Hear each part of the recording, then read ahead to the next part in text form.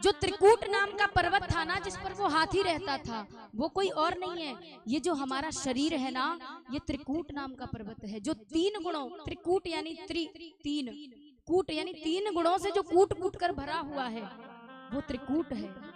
यानी ये शरीर सतोगुण, रजोगुण, तमोगुण, इन 3 गुणों से ये शरीर भरा है। तो वो पर्वत कोई और नहीं है, ये शरीर है।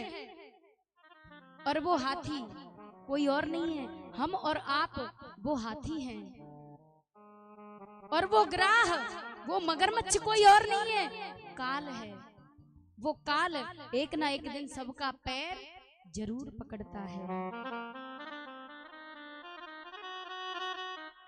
और वो सरोवर कोई और नहीं है, ये संसार रूपी सरोवर है, जिसमें हम और आप हाथी रूपी जीव मदमस्त हो जाते हैं। एक वृद्ध पुरुष बीमार हो गए, इतने बीमार हुए, हॉस्पिटल में भर्ती कर दिया। डॉक्टरों ने हाथ जोड़कर कह दिया कि नहीं बचा पाएंगे, ले जाओ। 4-6 महीने हो गए बीमार हुए, तो क्या किया, बच्चे घर ले आए, सेवा पानी कर रहे हैं। अब पत्नियां बोली, स्वामी दादाजी ना तो इतके ही भय और ना बितके ही भय, मतलब ना तो जिए ना मरे। एक काम करो, आप क्यों छुट्टी कर रहे हो, ड्यूटी जाओ, दादाजी को हम देख लेंगे। पति चले जाते हैं ड्यूटी, पत्नियां मोबाइल में बिजी हैं। बेचारे वृद्ध पुरुष चारपाई पर पड़े हैं, बीमार हैं, जल मांग रहे हैं, कोई सुन नहीं रहा, भोजन मांग रहे हैं, कोई नहीं सुन रहा।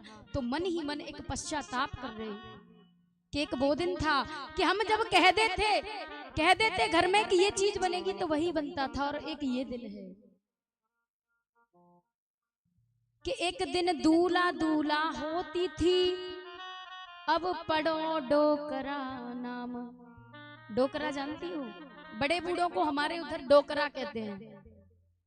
कि एक दिन दूल्हा दूल्हा होती थी, एक दिन हम दूल्हा बने थे, हमने जो कह दिया वही होता था। सोच बोल दिया कि सूजी का हलवा बनेगा तो बनेगा, और आज हम जल के लिए तरस रहे हैं। वो भी दिन थे जब हम दूल्हा बने, और अब हमें डोकरा बोलते हैं सब। ऐसे ही वृद्ध मैयाओं के साथ भी यही होता है कि वही ससुर की देहरी और वही पुरानो नाम।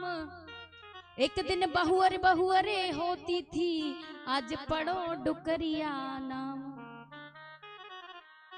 वही ससुर की देहरी है और वही नाम है, लेकिन न तो कोई बहू कहता है, न कोई नाम से बुलाता, डुकरिया कहते हैं।